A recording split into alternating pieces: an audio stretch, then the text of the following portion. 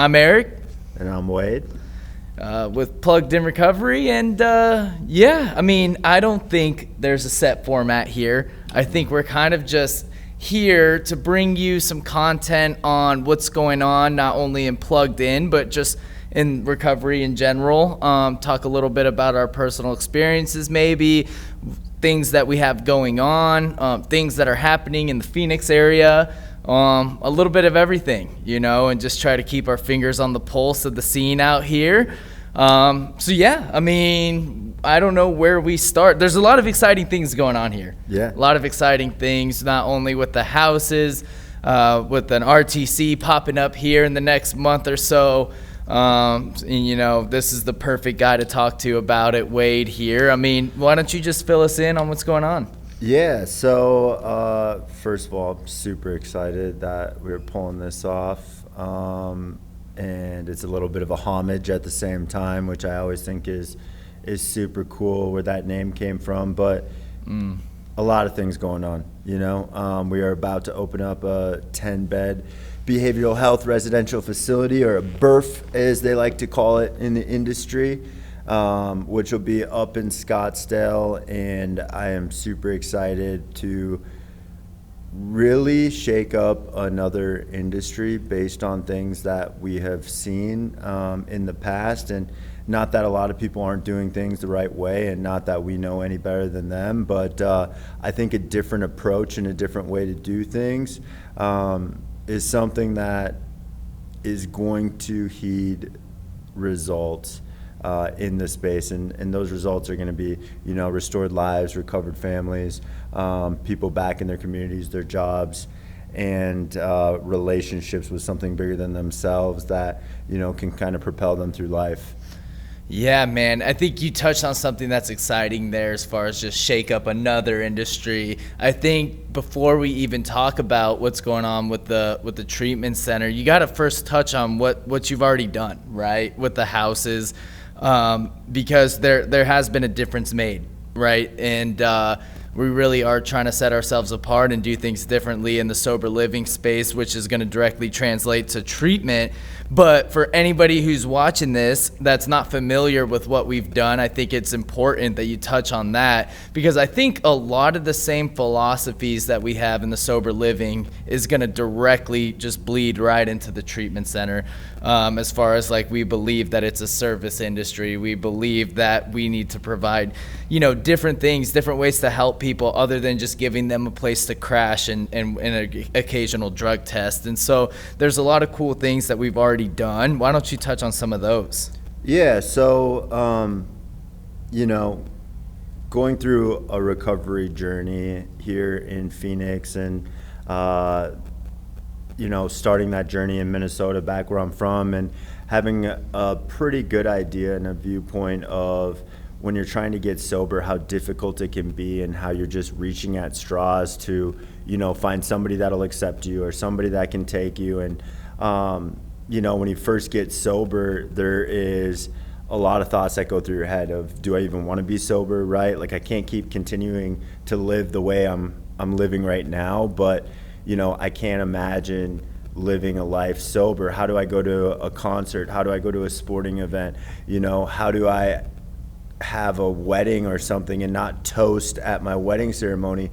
These are all thoughts and fears that I had when trying to get sober. And it goes back to the very root thing of it is, I just need some help.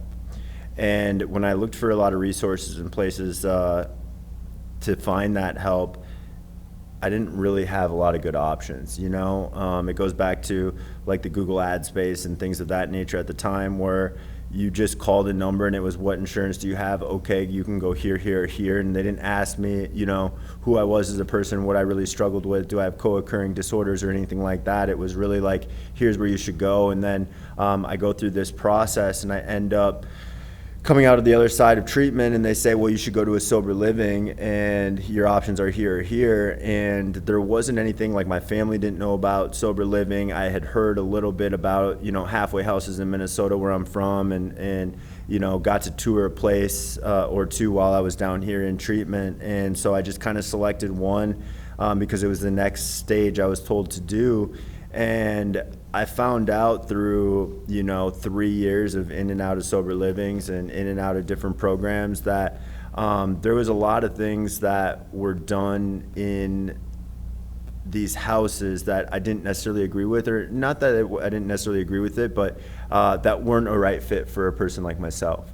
And what I was looking for was a little bit of a community, a place that was nice that I could live at and feel comfortable at, some structure, someone who actually cared, about me and what I was going through, not just if rent came on Friday, and, help me to be sober. And there wasn't a lot of that. The last one I stayed at, I took the most from, and he was a mentor of mine even as I started out in this process. So I always give thanks to him and everything that he's done to me, and I'm still a close friend with him today. But there were still little things that I thought I could tweak in that process, right? Whether it's TVs in rooms and memory foam beds and, just the houses themselves, and then the way that the program is ran. There were just little tweaks I wanted to do to that program, but it was a model that was already there. And I think the change had to start with me and adding a little bit of a modern vibe to a traditional programming. I don't think sober livings or halfway houses or recovery residences or whatever part of the world or the United States that you're in, they're going to call it something different. But I really wanted to make it a home where people could get sober and they could aspire to be something better when they left there.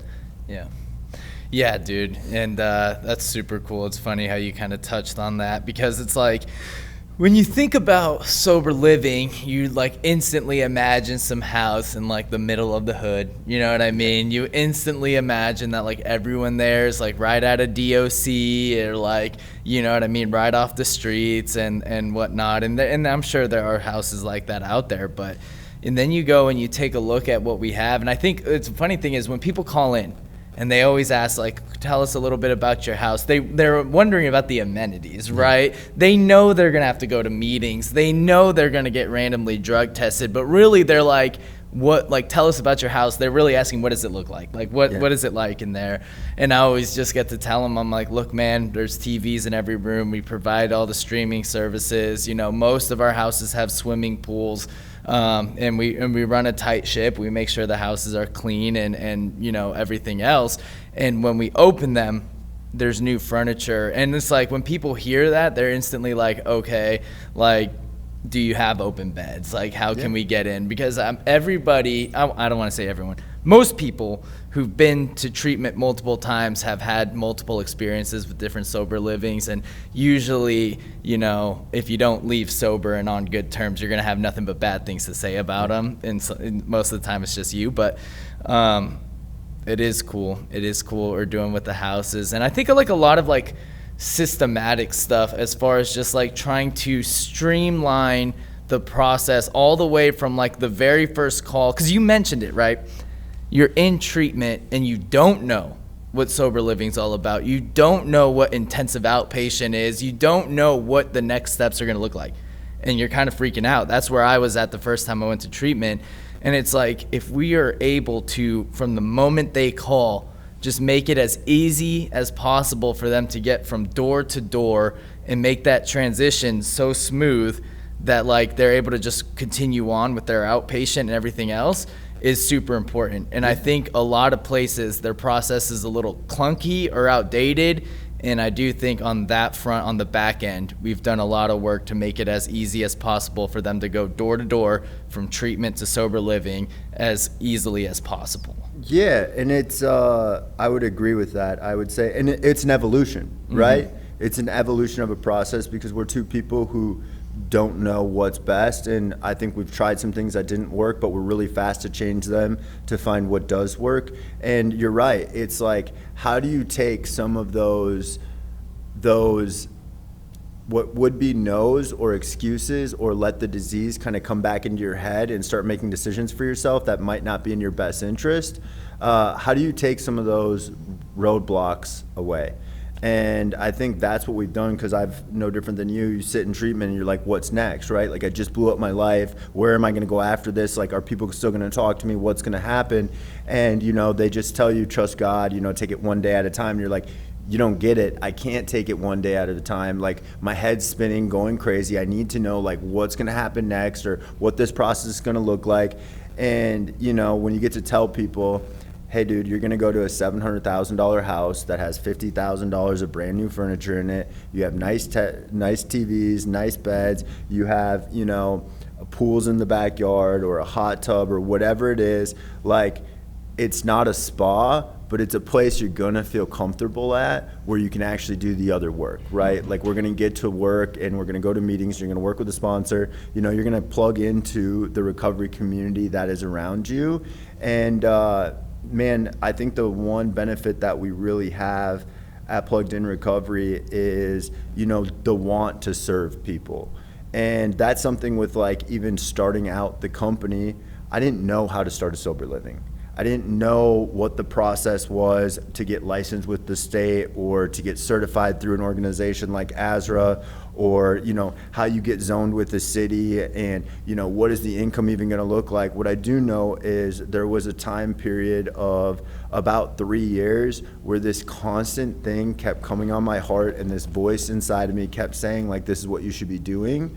And unfortunately, with like my disease, and I had a really high paying job and things of that nature, I could always come up with these excuses to shut that voice down. But after so long, I decided I really wanted to pull the trigger, and that I was willing to do what it takes and learn how to start a house, right? And there was a lot of beating my head against a wall, because, like I said, it wasn't like I had years of experience doing this, but I was willing to ask for help. I learned how to call the city, to go down there myself, to figure out how I could zone a house. And I had to purchase a house, which was insane at the time, right? It was probably the worst time you could buy a house in the state of Arizona. Thank you, Californians. But it was starting that process, then figuring out how you get it licensed and what I exactly need in it. And I really wasn't too worried about the financial side. Like, I knew if I did a good job, and I knew if I provided a service, and I knew if I leaned on all my friends in the recovery community, that like they would help me help other people, because like that's what this whole program is about. And through that process, and like the first house and the second house and then the third house, and starting to streamline things of like, how do we go contracts online, and how do we use a CRM type system to track people, and how do we get alumni going, and how do we get someone, like you said, you know, bringing you on, and just like the creative marketing to have things like be fun, to get to show, because it's so hard to see how much fun that these people are having on a day-to-day basis, and like all the cool different experiences they get to have. And how do we make an industry that, you know, is really frowned on or looked at maybe just without knowledge, right? Those preconceived notions. How do we take this and bring it to life for other people so they want to be a part of that? Yeah, and I think that's so good that you touched on that, because it's like, what I found is that, you know, we just take a very transparent approach to things, you know, like we're putting content out there, and we're giving people like a very realistic look into what sober living is, at least how we do sober living. And it's like, that is something that, you know, is always missing, right? Because you always have those people where it's like, they don't want like what their inside of their houses look like out there. Like all the pictures that they took were from they first opened it 10 years ago, and it looks nothing like that now.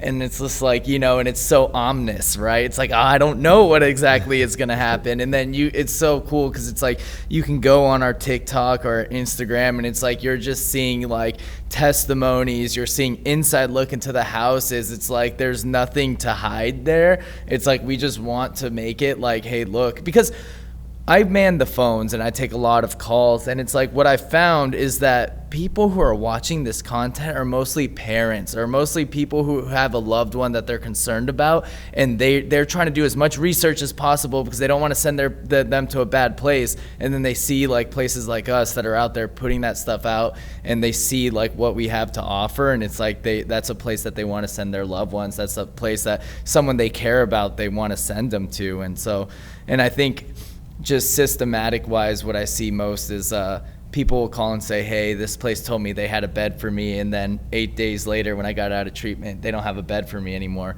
right? And it's just like a lot of the time things get lost in translation. I'm sure it wasn't intentional, but it's like having a CRM like system to log all the calls and to keep track of who we talk to and what we're telling them. So it's just like if we say you have a bed 8 days from when you get out of treatment, on that 8th day when you get out, you have a place to go and it's there for you. Yeah. And so those are all things that not everyone's doing, but I think we're kind of pioneering that, and it's starting to move in that direction. Yeah.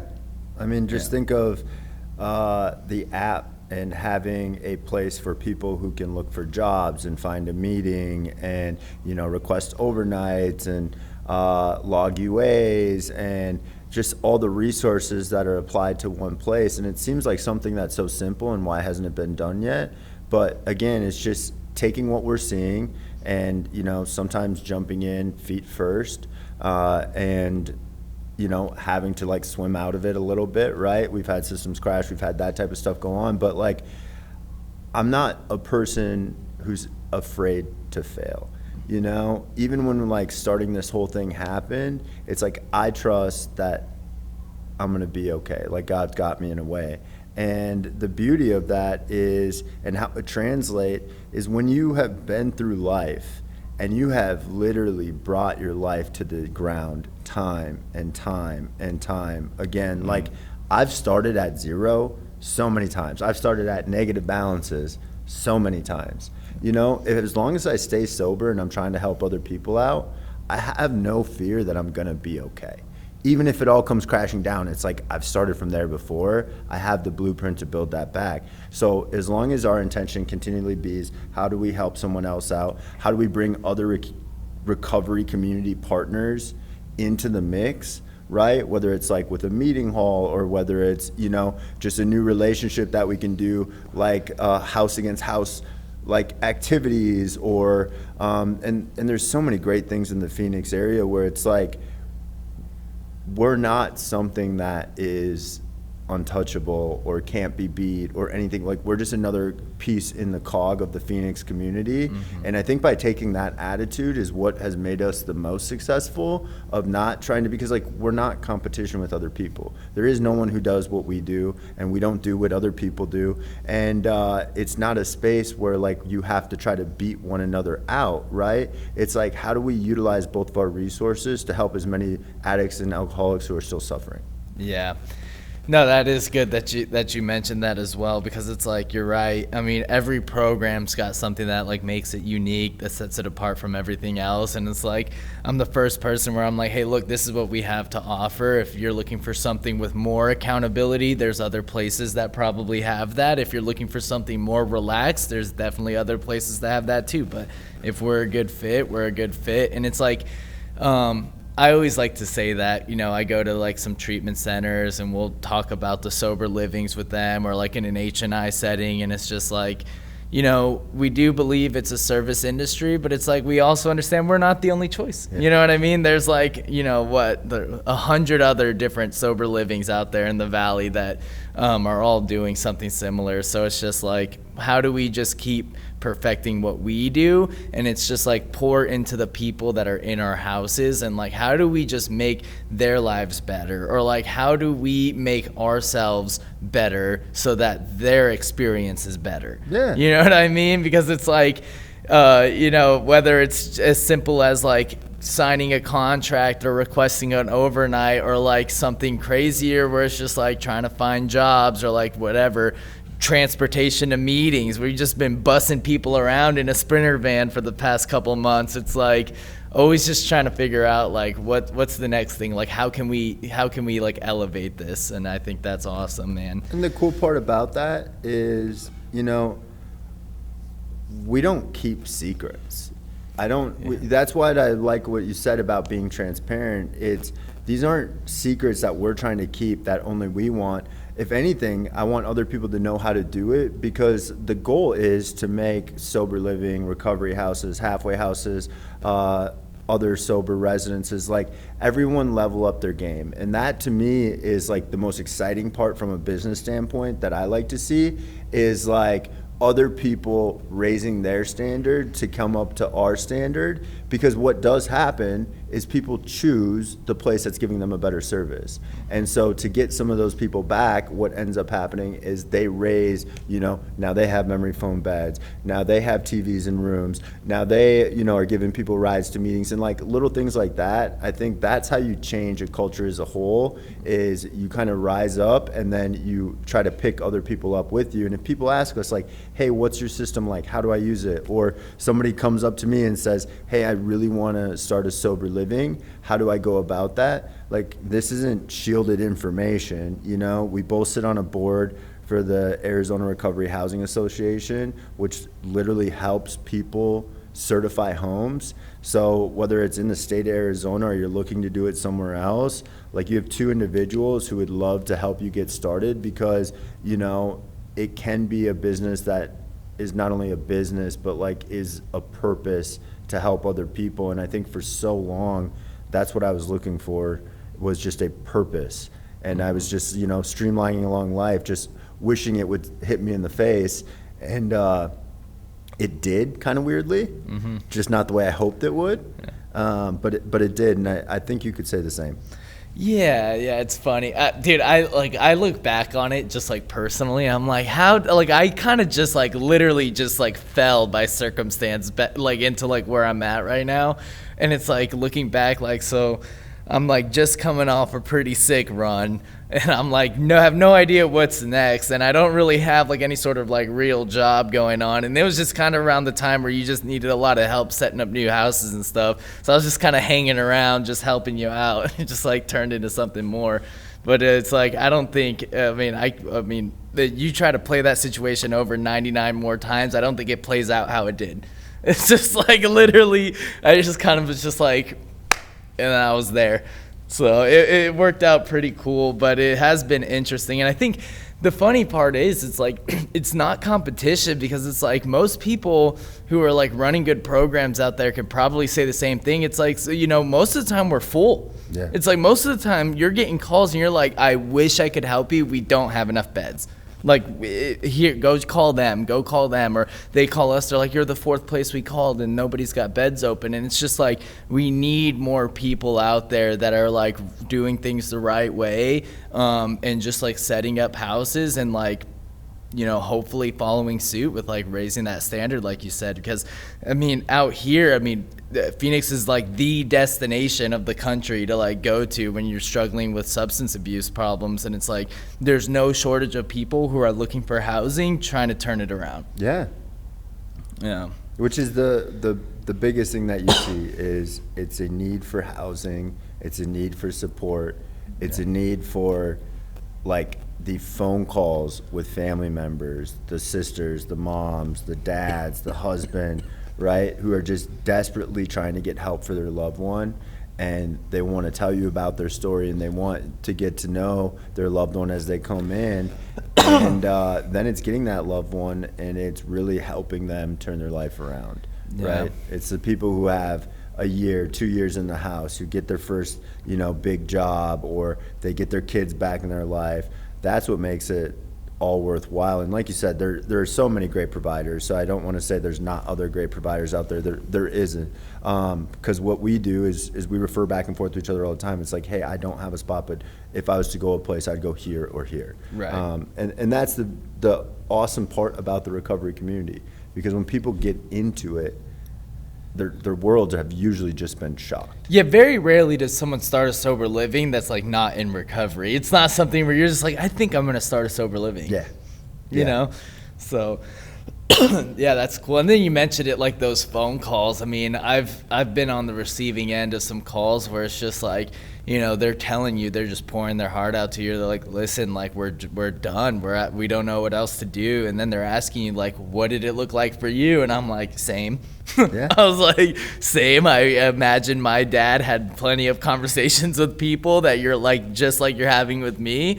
And I was just like, I can only tell you what it looked like for me. And it wasn't very pretty for a long time. And I think you're kind of right along those lines. But yeah, man, it's just, it really is an interesting space to be in. And yeah, I'm just excited to see what happens, man. Hopefully we add a couple more houses out here, and we just keep trying to push what's possible. you know? Yeah.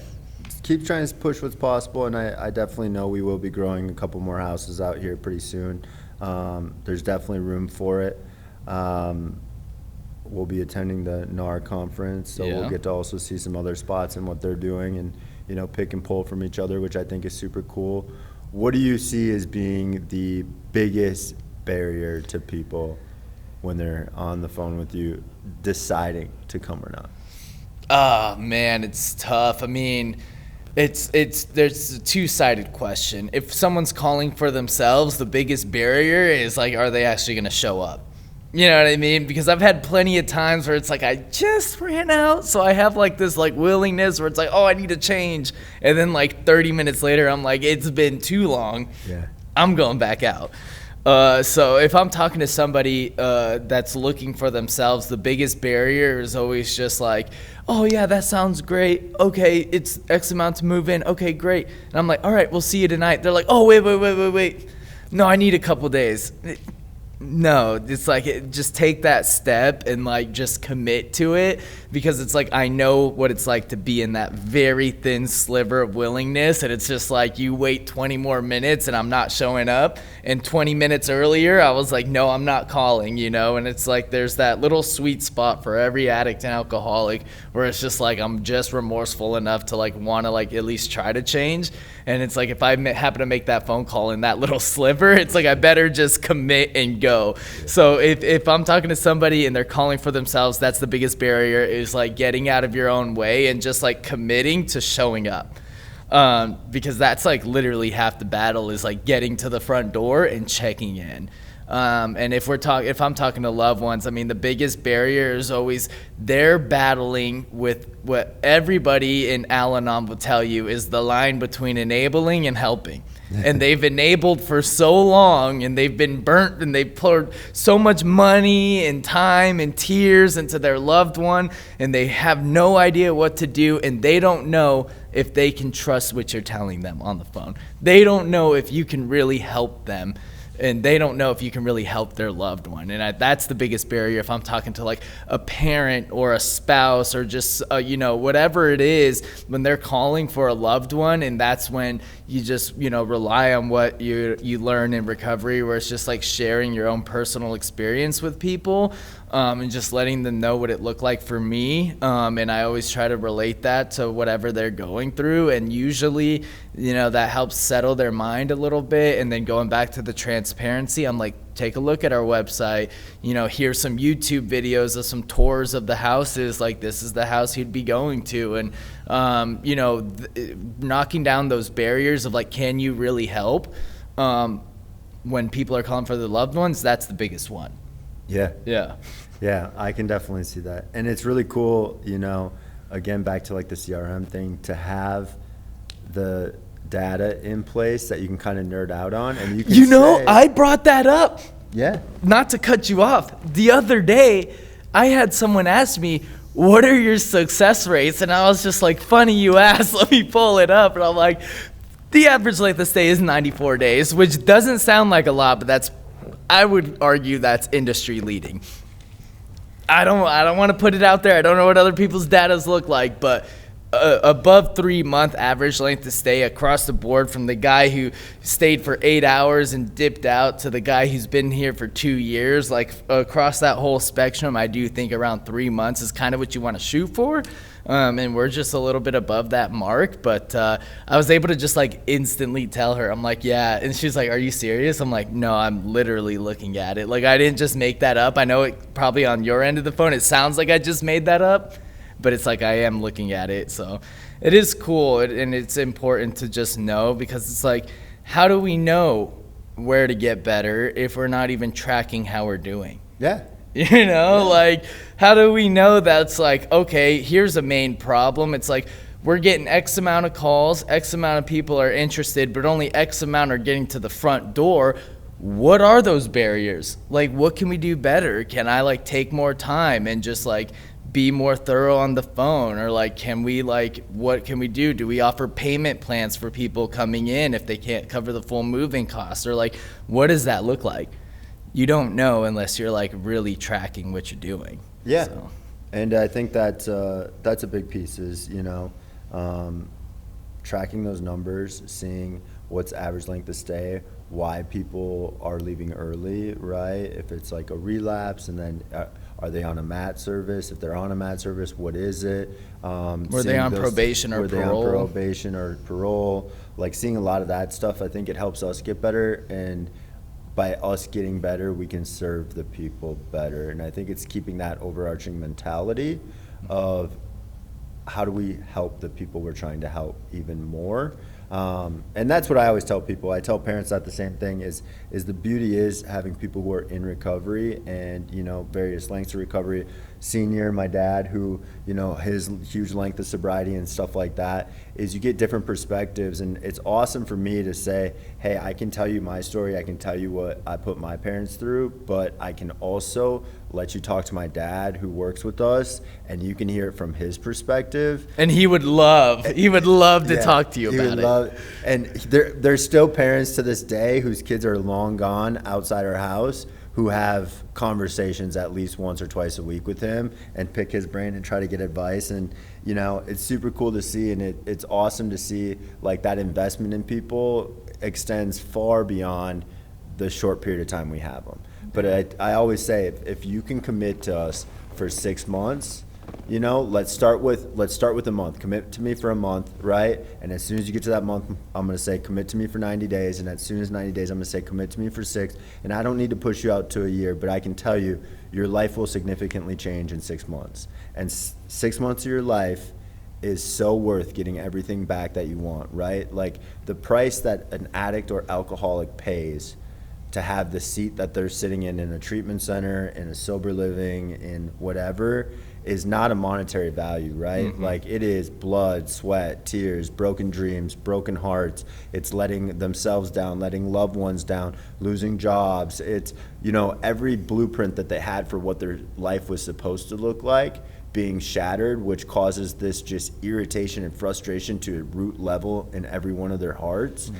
And having the opportunity to see those things come back to life and that light turn on, like 6 months of a commitment to get all of that back is so worth it. And we get to see those miracles every day. Like we are truly in a miracle business, which is so awesome to see God's work.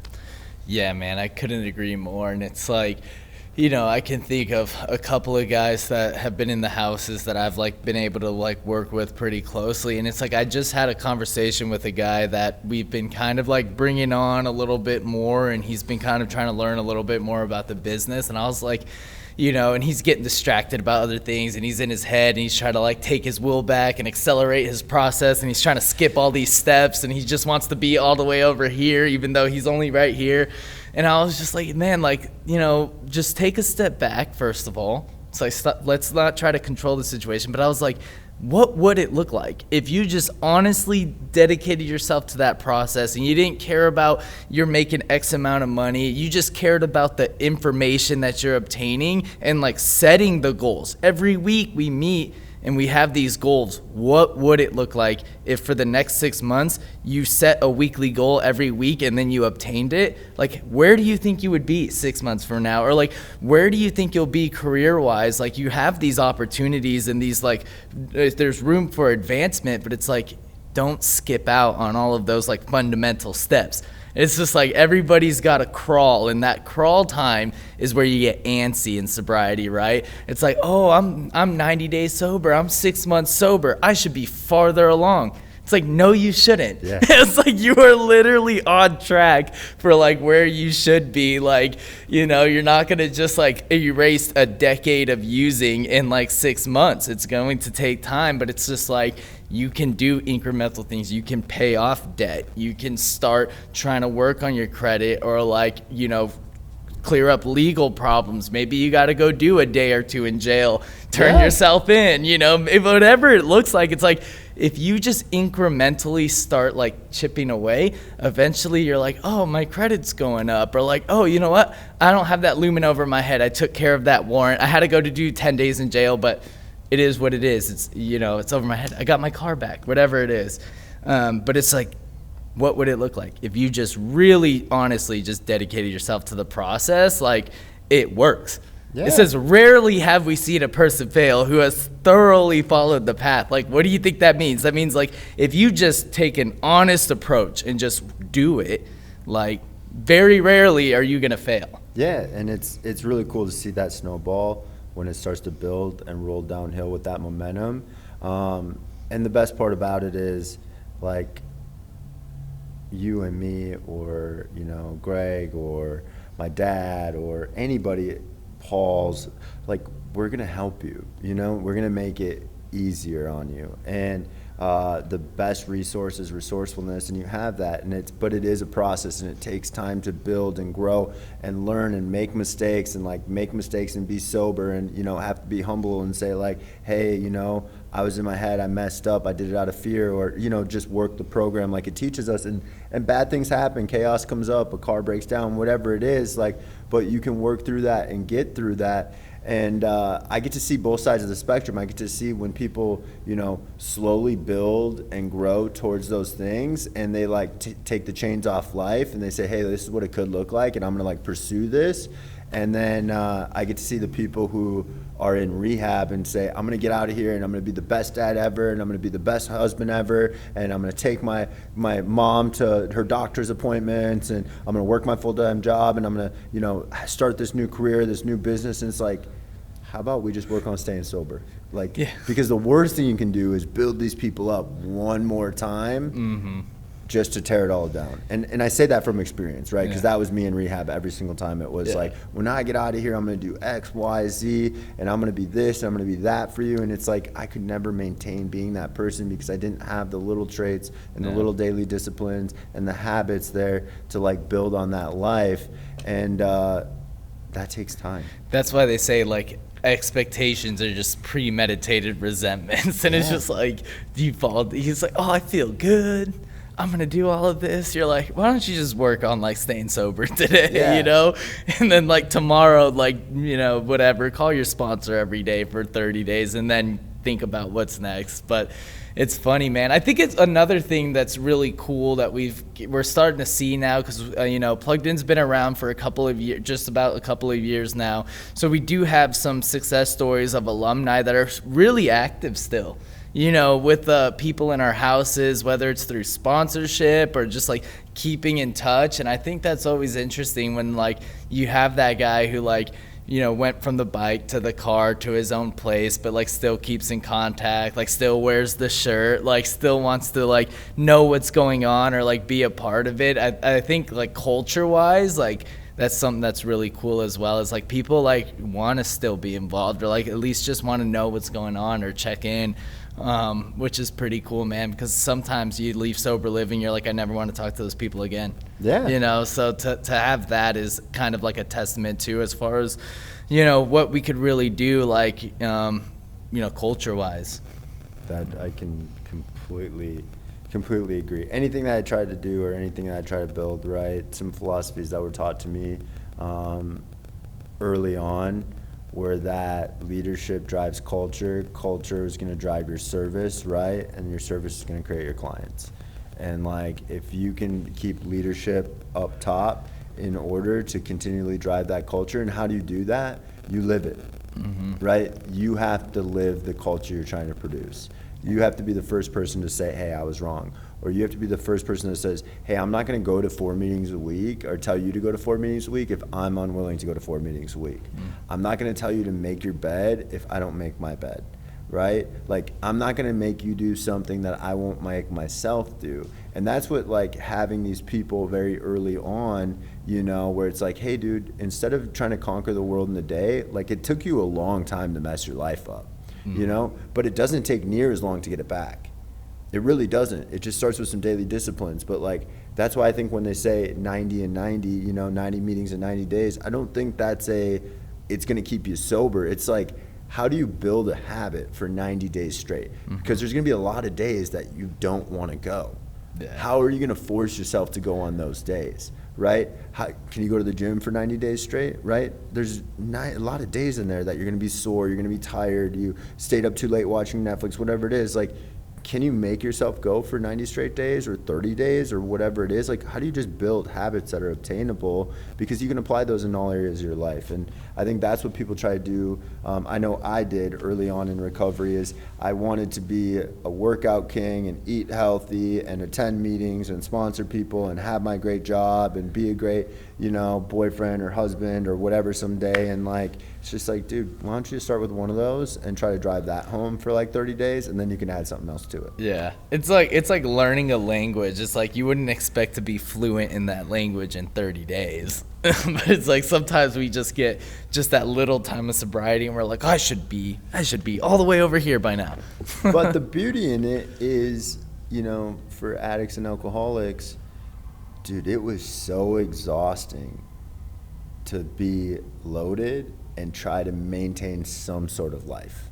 Oh, yeah. Right? Whether it was like hitting a sales quota, but still having to get loaded every single day and like meet my heroin dealer or, the fentanyl guy or whatever it was, right?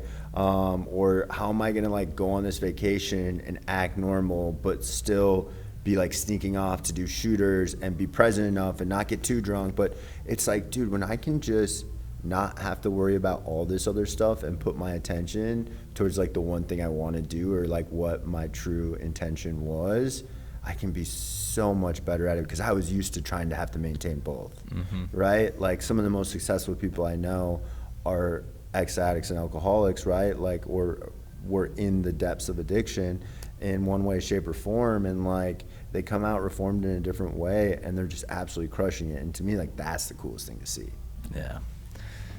Yeah, man. A lot of good things coming out of there. A lot of good things coming out of the houses, man. But just building off of that information, I think we can just talk a little bit about, what's going on with the treatment center. I'm sure anybody who's been following the journey or like knows you personally has been pretty invested in what's going on here. And I think this might be one of the first, if not the first time that you're kind of getting on any sort of like platform and like really just talking about your vision.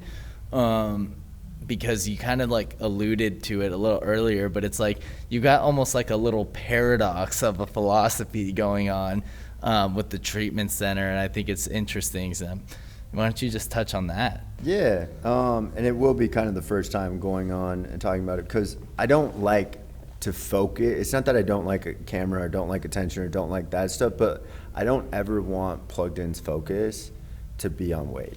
I want it to be on the community that we build, and I want it to be on the people that we serve, because it's like the recovery community that has made Plugged In what it is. It had very little to do with Wade Mulhauser, right? Like, I was just a driver in that seat that like took a step forward and then watched what God in this recovery community was able to build with it. But I've no different than having those tug strings being pulled on it's time to start a sober living, have had the same exact thing be pulled for getting into the treatment space. And it goes a lot by what is out there for current treatment options, and I think there are some great programs, so I'm not here to ever dismiss or talk about programs in a bad way. Like, people can get sober in a lot of different areas, but a couple big gaps that I see in the industry are, again, people taking away for like the new mental health era, right? Which mental health is a big thing. I would never down talk that either.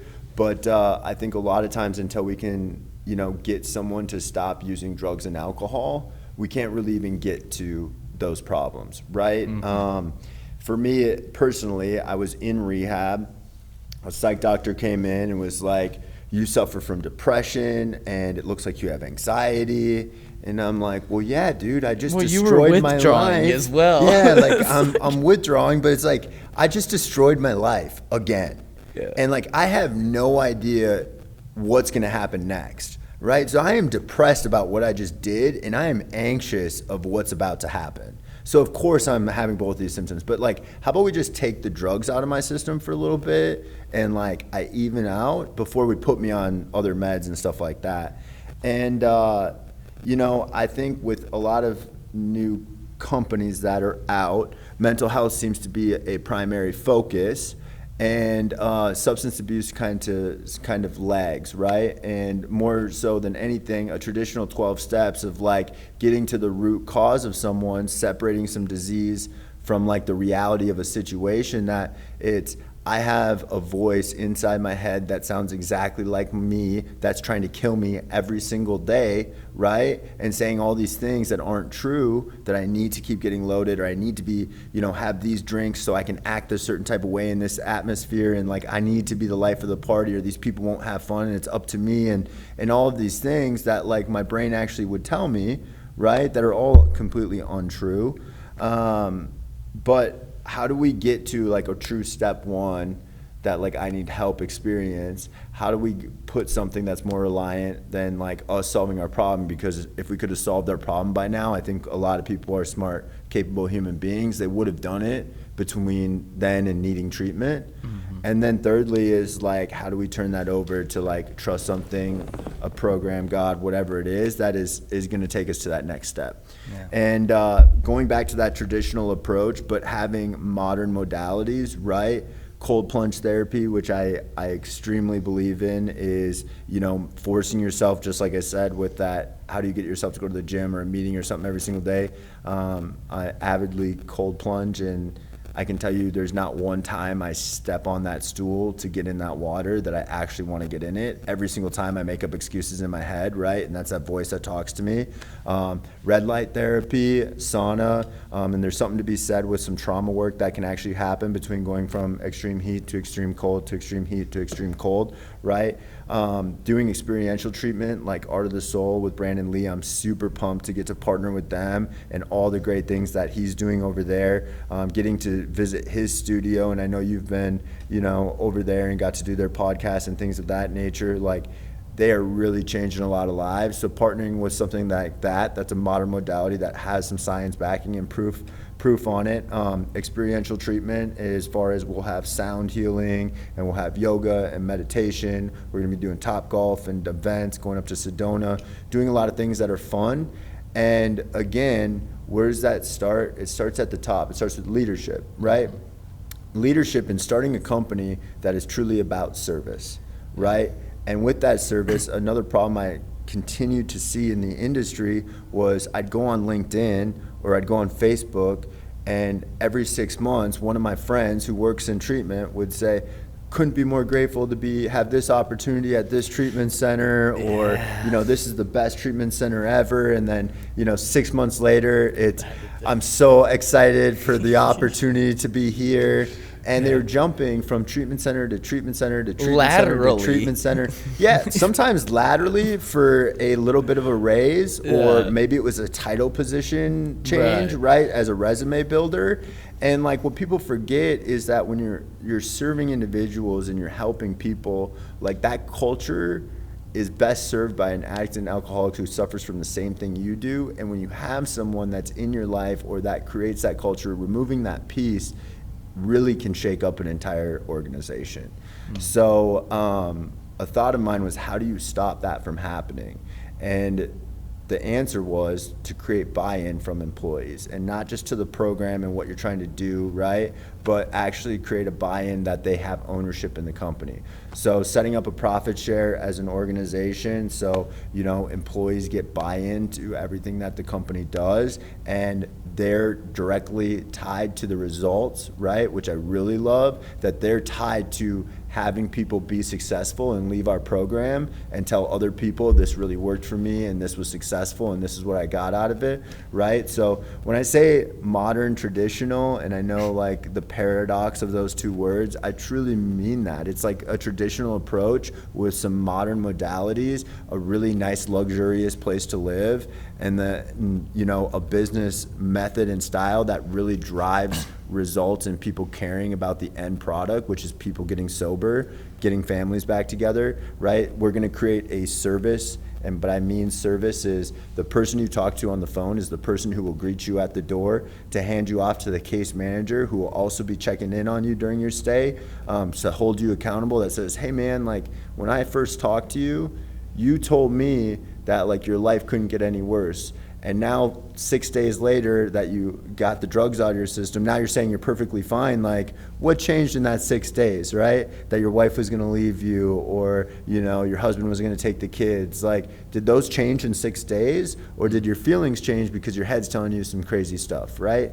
And if you have that buy-in from, you know, top level of the admissions call to, if you have to go to detox, our case manager going out there introducing you, you know, giving you a friendly face while you're in detox, probably in those, you know, bad stages where you're not feeling good. And I think there's a couple detoxes out there that we want to partner with. And then obviously being able to graduate that program, and we'll have awesome community partners that we're going to be working with for outpatient and, you know, our sober living or other sober livings that we can send people to give them, you know, that success model. And how do we really set up people for success? And what's done through that is you're going to have people coming into the facility that are going to meet you, so the next place you go to, you have a friendly face. It's going to take that barrier, because it's so easy to get someone for 30 days, right? And then after 30 days, it's like, here's a list of people you can call, like, you should get more support. It's way different when those people are coming in and it's like, hey, I already know this person. I'm going to commit to this person while I'm in here because I want this success. I really want it as bad as I say I want it right now. Just like you said on the phone, how do they actually get to the door, right? Like, let's bring the door to them. Yeah. Dude, I think that's so good. And I like how you touch on, like, you don't want the spotlight on you, but it's like any startup, any business, they always look to the founder. They want to know who's behind it, like who has this vision. And I think a lot of people who are rooting for Plugged In are rooting for you. You've been out here in the Valley in the recovery scene for many years now, and I think you've built a lot of relationships before you even started, like, trying to launch a treatment center or do sober livings. Like, you had such a wide network of people that you could tap into, that I think that plays a huge part in the success as well. And I think a lot of people are paying attention to what Plugged In is doing because they know, like, you know, at the end of the day, you are behind it, and it's just like everything. It's just like you have your DNA is all over the identity of the company. So it is important, you know, to, like, give people an opportunity to, like, hear it straight from the horse's mouth, so to speak. Because a lot of the time, you know, you're a behind the scenes guy, and, you know, we don't get a lot of opportunities to just kind of, like, sit down and just, like, get one-on-one with you to hear some of these things, which I think, you know, the Sobros platform is going to be great for just, like, periodically just checking in, because, you know, it is important, and I do think that a lot of people just really want to see you succeed, and you know, your story alone, from, like, you know, I do interviews with people in our houses all the time, and they're always like, Wade came in and he shared his story, and it's like, I wanted something like that, right? And it's like almost everybody's got the same story on how they heard about Plugged In. They saw you at a meeting, you went into their treatment center, you did an H&I, like, whatever it is. It's always like, you know, they wanted the success that you found. So I think that's the treatment center is just that next step, but it's super cool. You know, it is super cool, and I'm really excited for it, right? Like, the goal is to, you know, grow one, grow another, and have really good community partners. The reason we're not stepping into outpatient is because of our role at ASRA, me being the president, you being a member at large, and, you know, the gray space that can be in IOP, PHP plus housing, right? And, you know, what the community thinks about me, right? I know the guy I am, so I'm not ever really worried about that, but I don't want that perception to be had on Plugged In and who we are as an organization. I would really like to do, and I might do a little bit more, not be the face of Plugged In necessarily, right? My dad has always taught me growing up is, like, do the work, give someone else credit, right? And I do owe that to him, and I think it's a big success that we have as an organization is we're really spotlighting other people, right? But I would like to get on more and tell people, because I promise you there are tons of days where I'm full of fear, where I'm anxious, right? Where I'm asking myself, hey, I'm pushing a limit that I've never pushed before. Can I really do this, right? The self-doubt, I wish this went different, or, you know, how did I do it, right? Like I love helping other people through that process. So it's like, if you want to learn how to open up a treatment center, how you open up a sober living, how you go through something, like, I'm a fast learner, and I learn by watching other people do it. That's how I've always learned, is like, let me see how it's done, and then I'll go figure it out. And it's better than you telling me how to do it. It's me actually going and making the mistakes myself and knowing, oh, no, the paperwork needs to be signed like this or filled out like that, and just try and do things the right way. So maybe you'll see a little bit more of me popping in, because I would rather spend my time in the treatment centers, right? I think I'll be one of the only CEOs that actually is like there all the time and meeting with people, and you need a ride from the airport, I'll go get you myself type of deal, right? Because that's just what I love to do, as far as being in the trenches like that.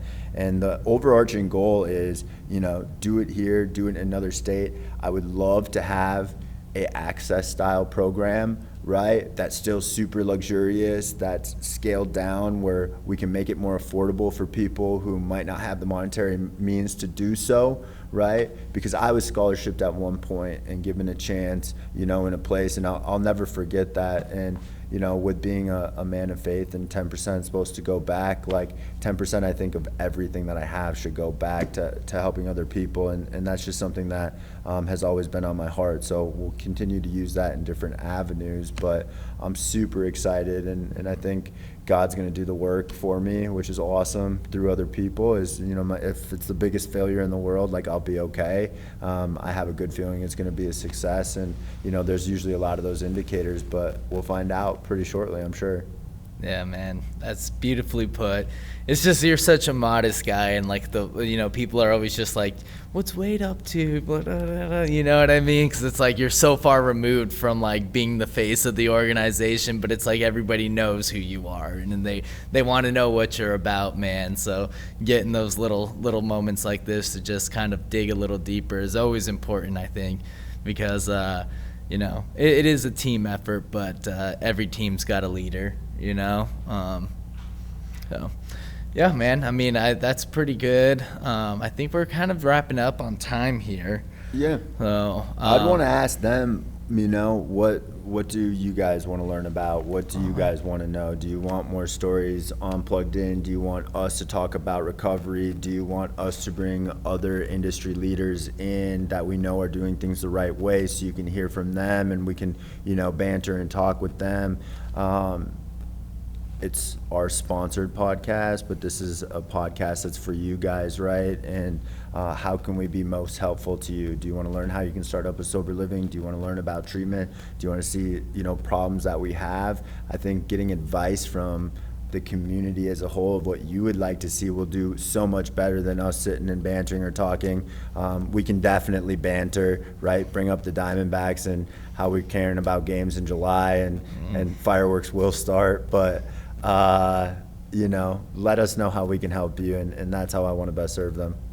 Cool, man. So yeah, we'll probably clip that and put that out there, maybe make a poll or two, and just kind of see what people want to hear. It is important in the dog days to get those wins. That's what translates to October success. Baseball, and dude. I'll tell you what, when you're battling for that last wild card spot, those 1 or 2 games you dropped in July really come back to haunt you. So it's just important to just keep pushing forward, making those adjustments. It's our life motto. The trade deadline was an hour and a half ago, and making those right moves, it all adds up. It all adds up to the success, and that directly translates to Plugged In, and we're just out here, we're trying to find success, and that's what it is. Oh, I like how you spin that. All right. Well, we will see you guys. I don't know if we're gonna do this. I don't know, bi-weekly, monthly, who knows? But we'll see you when we see you. We appreciate it. Thank you. Have a good day. Yep.